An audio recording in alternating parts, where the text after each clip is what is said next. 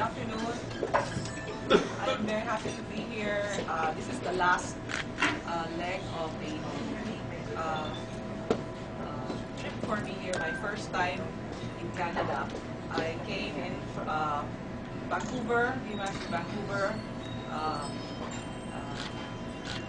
Halifax, Ottawa, Halifax, and this is my last leg. I've had several. I've been given a talk in each of these cities, universities, Phil Canada groups about the role of the community press in covering natural disasters. The world knows it as Haiyan, but for all Filipinos, we will never forget it as Yolanda. In that talk, I mentioned 10 different roles that we play, but in the interest of time, I just wanted to highlight a few of them. One of the most remarkable things out of Haiyan is that it's not only a story about the damage, the loss of lives, the horror of the devastation. We also place on our front page stories that highlighted the need to keep hope alive, the need to cultivate compassion, and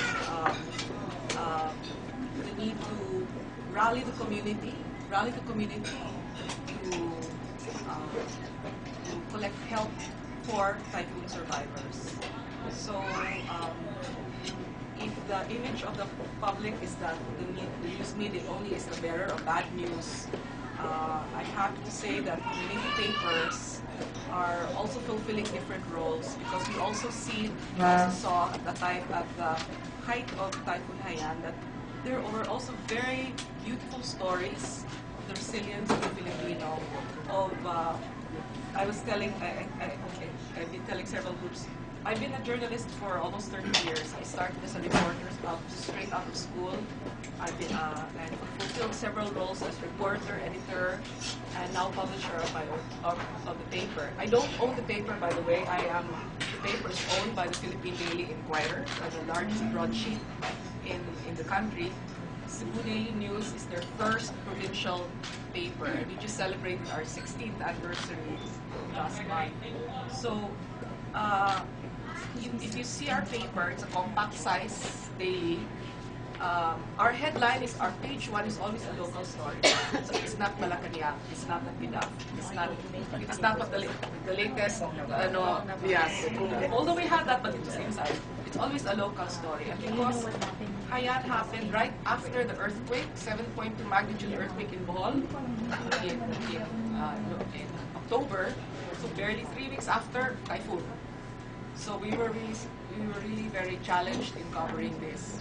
But we were also, as I said, I have never seen in all my years of working, this unprecedented level of the spirit of volunteerism was really on high gear. I was even shocked.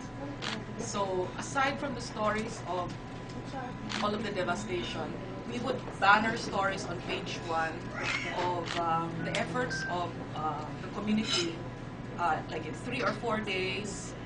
The different chambers of commerce, civic groups, individuals were able to mount a benefit concert, raise funds for earthquake victims in something like 3 days, and they raised about 1.5 million pesos. And I have never seen that kind of speed and very spontaneous participation. There were 500 performers in the Ayala Terraces, on the stage of the Ayala Terraces, performing from morning until afternoon until evening.